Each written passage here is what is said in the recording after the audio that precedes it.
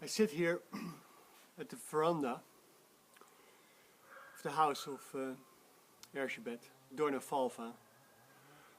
It's very sad because the whole thing is collapsing. It still looks quite good, but now the roof collapsed, and I think in a year's time this will crumble completely. I sit in front of the Újkastély, the new castle, although it is far more older than 200 years. Behind me, far away, you can see it a little bit, is the old castle, what is centuries and centuries old. Here on this veranda, Nicolai, the pet bear, would wait in a chair for the father of Erzsébet to arrive home, and here they would arrive with cars, with either driving themselves or with the chauffeur.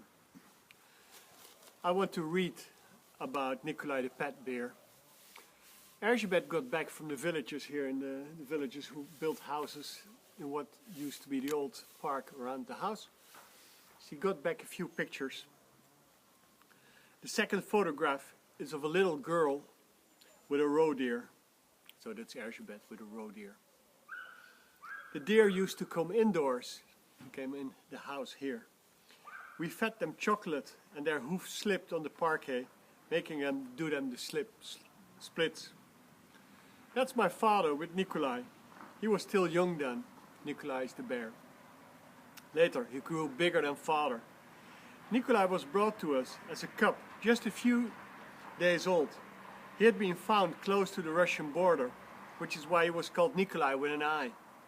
My father had an extraordinary relationship with animals. They instantly felt at ease with him.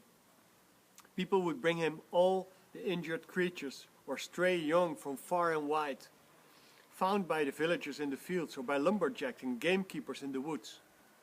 Any eggs would be given to the chickens to hatch. We had an entire zoo at the house. In the park, whenever a young animal was brought to us, father immediately showed it to all the others one by one and let them calmly snuffle at it. What is, I think, the secret of a multicultural society. That was the secret. That's why they didn't hurt one another. The deer, the cats and the birds all lived and slept in the same compound.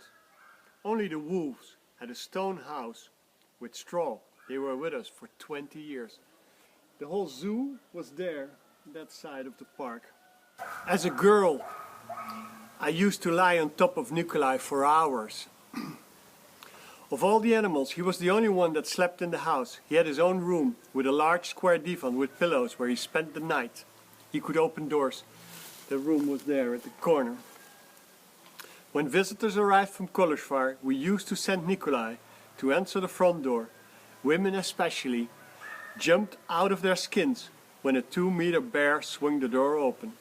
So that must have been here behind me. Here was the front door.